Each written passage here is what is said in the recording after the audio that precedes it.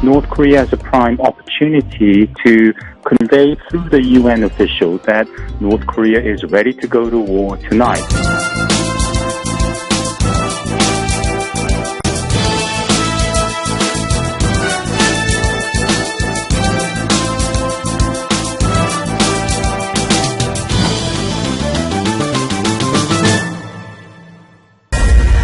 Fox News alert for you. It's not a matter of if, but when we go to war. North Korea's brand new chilling warning as the U.S. Air Force makes a show of force over the Korean Peninsula.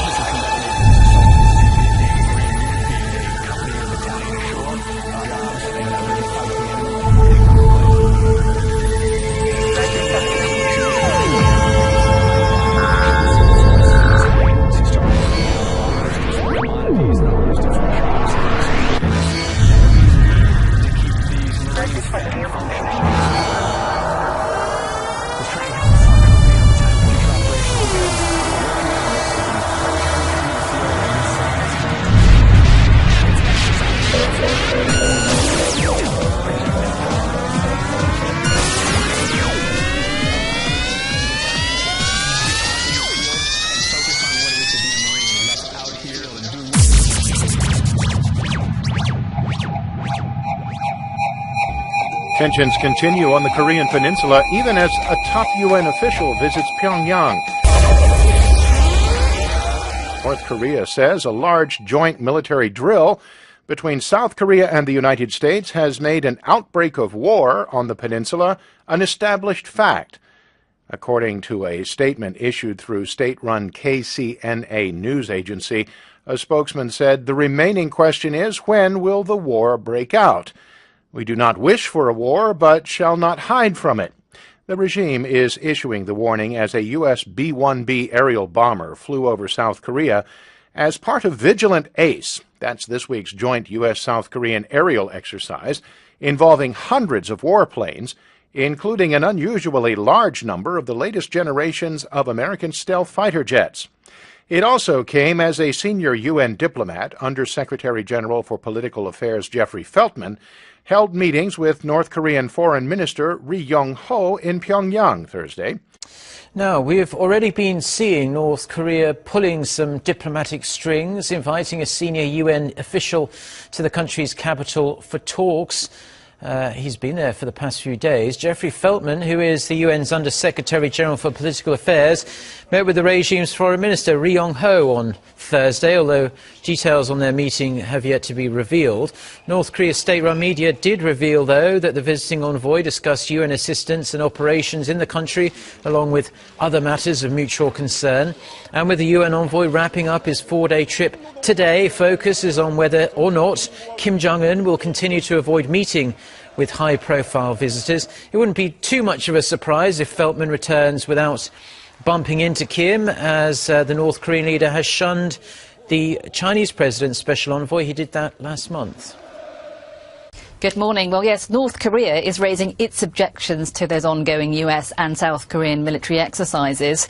The government in Pyongyang has upped its rhetoric, saying that war on the Korean peninsula may be inevitable. Now, these comments come after a US supersonic bomber flew over South Korea yesterday in a show of force as part of that large week-long military exercise.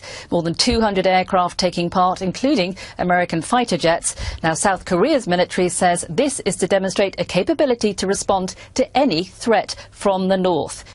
A colossal Seoul-Washington combined Air Force drills wrapped up on Friday. During the 5-day span, the allies went through various wartime scenarios, including targeting North Korea's key nuclear and missile facilities. Kim Hyun-bin helps paint a clearer picture of the scale and effectiveness of the Vigilant Ace exercise. Seoul and Washington have been conducting a massive air combat drill known as Vigilant Ace. The 5-day exercise is the largest ever combined Air Force drill between the two allies, involving 230 warplanes and around 12,000 personnel. 24 U.S. stealth fighter jets took part in the drills, 6 of them F-22s, 6 of them F-35As, as well as a dozen F-35Bs, marking the first time the highly advanced jets have cruised the skies of Korea at the same time. North Korean leader Kim Jong-un is said to be the most afraid of stealth fighters, as they can easily get past the regime's air defenses undetected. Other U.S. assets include 2 B-1B bombers and 6 Growler electronic warfare jets, as well as dozens of F-15s and F-16s. South Korea has deployed 90 fighter jets, including its F-15 and F-A-50 fighters. The U.S. also flew 2 B-1B supersonic bombers over Korea for 2 consecutive days on Wednesday and Thursday, carrying out bombing drills over the Yellow Sea near North Korea and China. It is unusual for the U.S. to send the bombers, stationed in Guam, for 2 days in a row. Their exercise was simulated to target key North Korean facilities, including nuclear and missile sites. These bilateral exercises that we're conducting, the largest in the world of any bilateral exercise, are a critical component to our readiness in this area. The President wants us ready. The military want to be ready, and I think these exercises ensure that we're able to deliver. I've been so impressed today by what I've seen. Great men and women working here, working their hearts out to be at the ready, and I've been thoroughly impressed with their effort and their enthusiasm.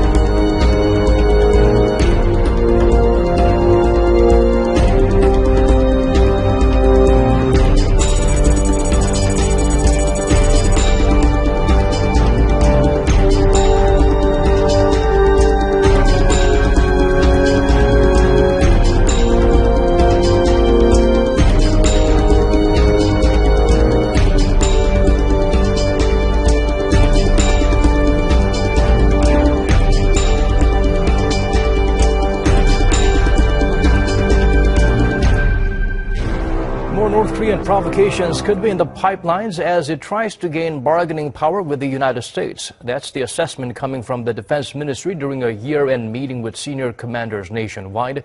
Defense Chief Song Young-moo pointed out Pyongyang regards its weapons programs as a means of survival. He also highlighted the possibility of tactical provocations by the regime, such as trespassing the northern limit line, the de facto maritime border between the two Koreas, meaning artillery attacks or cyber terrorism to disrupt international events cannot be counted out. The minister promised Seoul's military will be fully prepared for any circumstances as it readies to host next year's Winter Games. Tufts University Korean Studies Assistant Professor Sung Yoon Lee told VOA that despite the heightened tensions, the North Korean rhetoric is typical bluster. Right now, it makes sense for North Korea to ratchet up the rhetoric again and to create war paranoia,